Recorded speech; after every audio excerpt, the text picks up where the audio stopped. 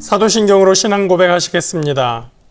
전능하사 천지를 만드신 하나님 아버지를 내가 믿사오며 그 외아들 우리 주 예수 그리스도를 믿사오니 이는 성령으로 잉태하사 동정녀 마리아에게 나시고 본디오 빌라도에게 고난을 받으사 십자가에 못 박혀 죽으시고 장사한 지 사흘 만에 죽은 자 가운데서 다시 살아나시며 하늘로 오르사 전능하신 하나님 우편에 앉아 계시다가 저리로서 산자와 죽은 자를 심판하러 오시리라.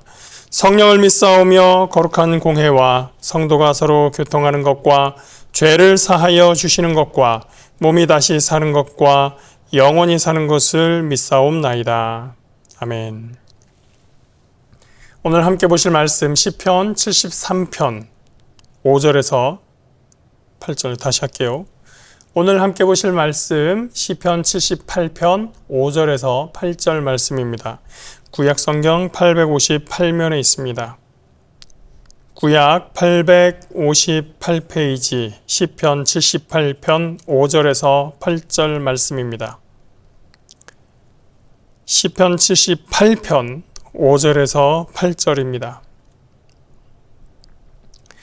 야훼께서 증거를 야곱에게 세우시며 법도를 이스라엘에게 정하시고 우리 조상들에게 명령하사 그들의 자손에게 알리라 하셨으니 이는 그들로 후대 곧 태어날 자손에게 이를 알게 하고 그들은 일어나 그들의 자손에게 일러서 그들로 그들의 소망을 하나님께 두며 하나님께서 행하신 일을 잊지 아니하고 오직 그의 계명을 지켜서 그들의 조상들 곧 완고하고 패역하여 그들의 마음이 정직하지 못하며 그 심령이 하나님께 충성하지 아니하는 세대와 같이 되지 아니하게 하려 하심이로다.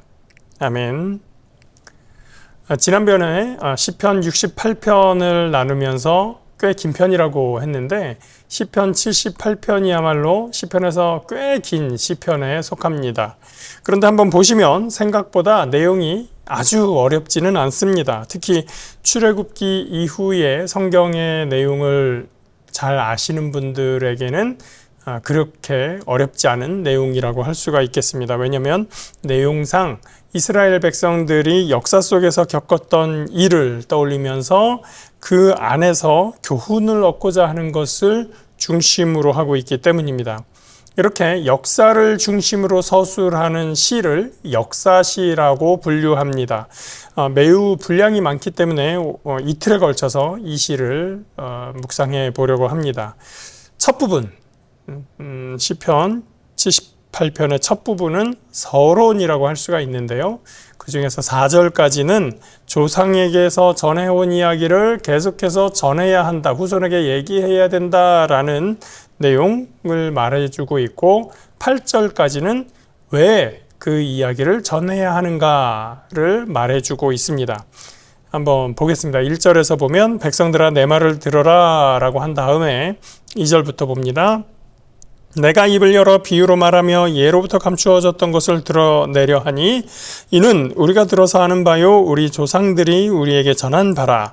우리가 이를 그들의 자손에게 숨기지 아니하고 야훼의 영예와 그의 능력과 그가 행하신 기이한 사적을 후대에 전하리로다.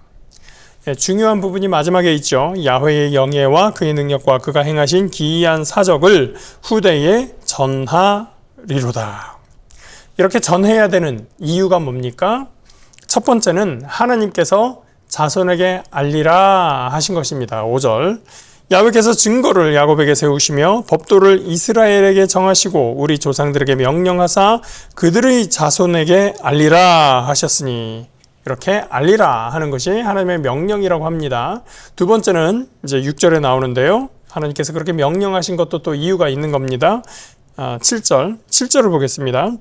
그들로 그들의 소망을 하나님께 두며 하나님께서 행하신 일을 잊지 않고 오직 그의 계명을 지켜서 하나님께서 하신 일을 잊지 않고 첫 번째 그의 계명을 지켜야 된다. 이 두 번째입니다. 하나님이 시키신 건데, 명령하신 건데, 그 이유가 이 두 가지가 나오는 거죠. 이걸 뭐 둘째, 셋째로 봐도 되고, 뭐 여기서부터 첫째, 둘째로 봐도 되고 상관없습니다. 근데 8절에 또 이어지고 있어요. 그들의 조상들 곧 완고하고 패역하며 그들의 마음이 정직하지 못하며 그 심령이 하나님께 충성하지 아니하는 세대와 같이 되지 아니하게 하려 하심이로다. 이전 세대에 하나님께 충성하지 않은 사람들이 있었는데 이 이야기를 전함으로써 그렇게 되지 않으려고 하는 거다. 그것이 세 번째 이유가 되는 것입니다. 이것이 우리가 역사를 배우는 이유입니다. 하나님께서 하신 일을 기억하고 하나님께서 시키신 일, 계명을 지키고 그리고 이렇게 기억도 안 하고 계명을 지키지 않음으로써 하나님을 배반하고 반역함으로써 당했었던 사람들의 그런 사람들과 다르게 되기 위한 것, 그들의 전철을 밟지 않으려고 하는 것, 이 세 가지가 역사를 배우는 이유죠. 일반 역사에서도 마찬가지입니다. 우리가 역사를 배우는 이유는 뭡니까? 과거에 우리 조상들이 했었던 일이 무엇인가를 기억하고 거기에서 마땅히 우리가 어떻게 살아야 되는가를 기억하는 것이고 그리고 마땅히 살아야 될 것대로 살지 않은 사람들이 어떻게 되었는가를 알기 위해서 우리가 역사를 공부하는 겁니다. 그런데 우리가 신앙으로서 이 역사를 공부할 때는 하나님이 기준이 되는 것이죠. 우리는 믿음 안에서 하나님이 하신 일을 기억하고 하나님께서 명령하신 계명을 지키고 그 계명을 지키지 않음으로써 징벌받은 사람들을 기억하여서 우리는 그렇게 살지 말자라고 하는 것, 그것이 우리가 성경의 역사를 배우는 이유입니다. 그 충성하지 않았던 사람들은 어떻게 되었습니까? 9절에 에브라임 지파라고 나오는데 이 에브라임 지파는 이스라엘이 남북 왕국으로 갈라졌을 때 북이스라엘의 대표 지파입니다. 9절을 보겠습니다. 에브라임 자손은 무기를 갖추며 활을 가졌으나 이스라엘이 처음에 남북으로 갈라졌을 때 군사력이 에브라임, 이 북이스라엘이 훨씬 더 강했다라는 얘기입니다. 당연하겠죠. 왜냐하면 남유다에는 유다 지파 하나 그리고 세력이 거의 약해져서 유다 지파에 흡수되다시피 한 시므온 지파, 요거만 남유다에 남아 있었고 나머지 10지파가 다 북이스라엘에 소속되어 있었습니다. 그렇기 때문에 북이스라엘이 권력이 훨씬 더 심했었던 것이죠. 그런데 그들이 끝에 어떻게 되었습니까? 전쟁의 날에 물러났도다.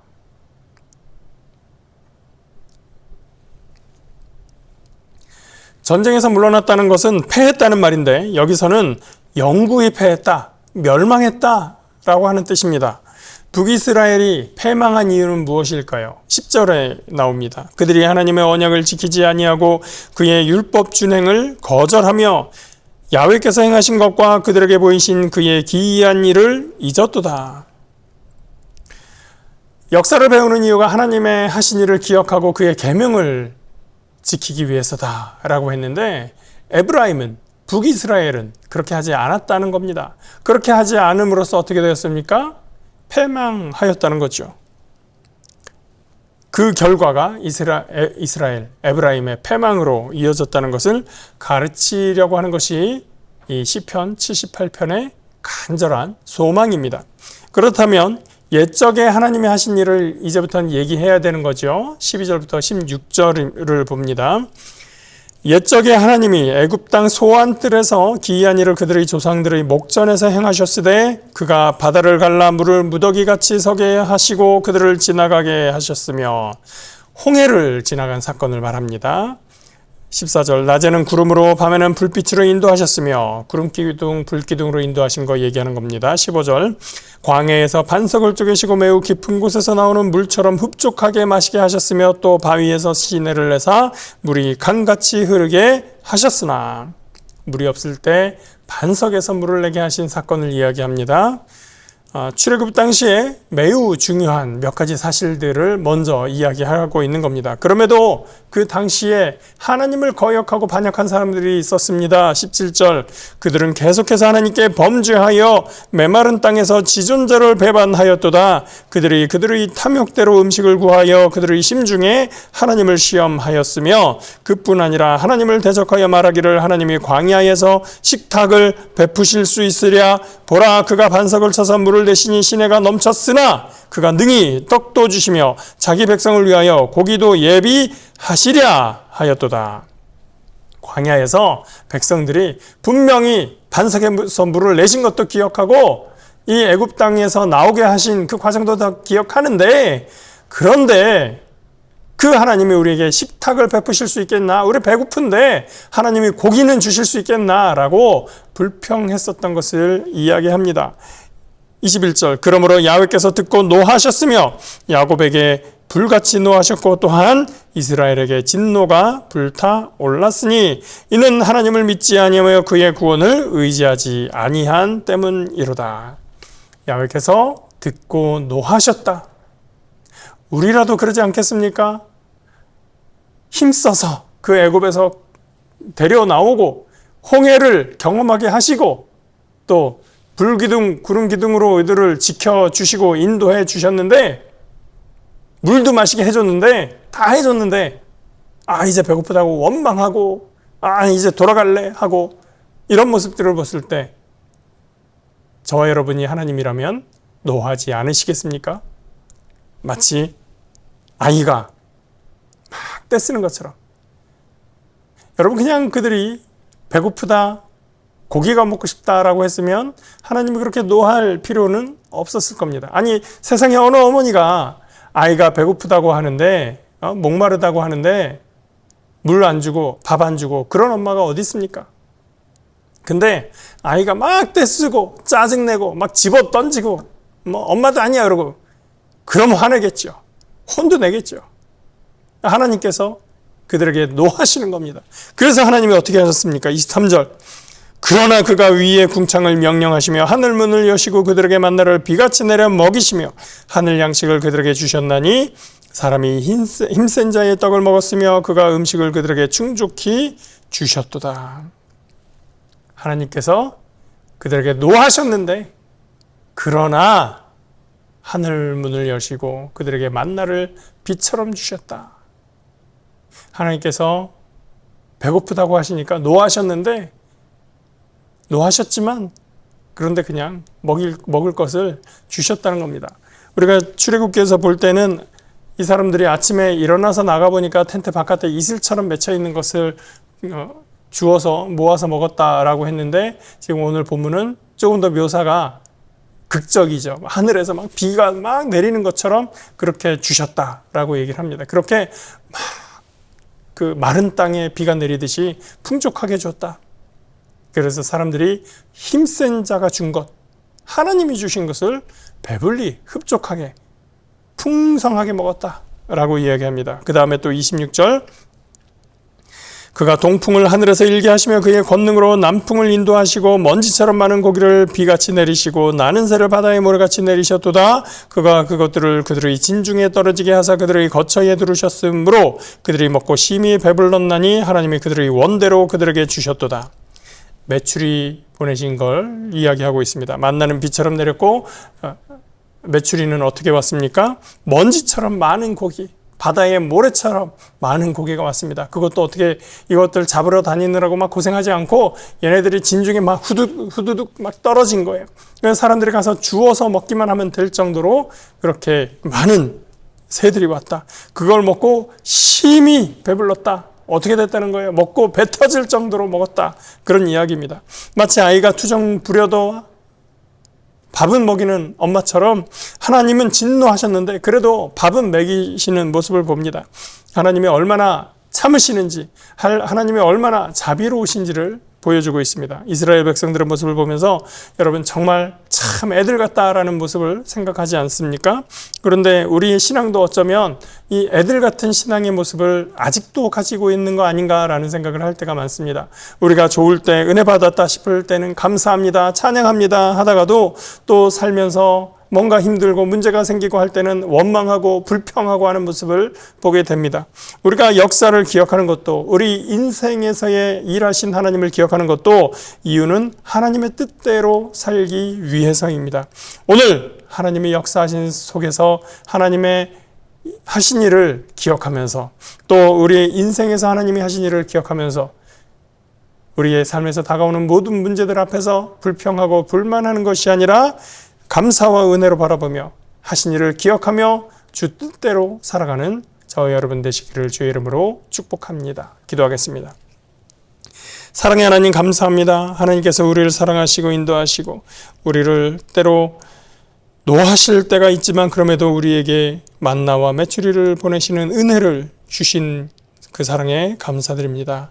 하나님, 우리의 인생에서 하나님을 잊지 않게 하시고 하나님의 하신 일을 기억하게 하시고 그 가운데서 주님께 감사하는 삶을 살아갈 수 있도록 역사하여 주시옵소서. 주의 백성의 삶이 무엇인지를 다시 한번 묵상하며 하나님께 영광 돌리는 삶을 살아갈 수 있도록 인도하여 주시옵소서. 감사드리며 예수 그리스도의 이름으로 기도합니다.